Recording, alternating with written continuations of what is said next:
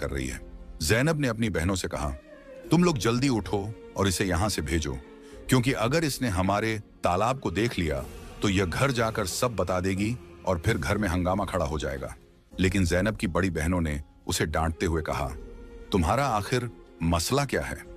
माना कि हमारी सौतेली माँ हम पर जुल्म करती है, लेकिन इसमें इस बेचारी का क्या कसूर? ज़ैनब यह सुनकर चुप हो गई। इसके बाद तीनों ने अपनी सौतेली बहन को नदी के पास बिठाया और मिट्टी के प्याले में दूध भरकर उसे दिया। उस लड़की ने दूध पिया और जल्दी से अपनी माँ के पास पहुंचकर तालाब और दूध वाली पूरी बात बता दी।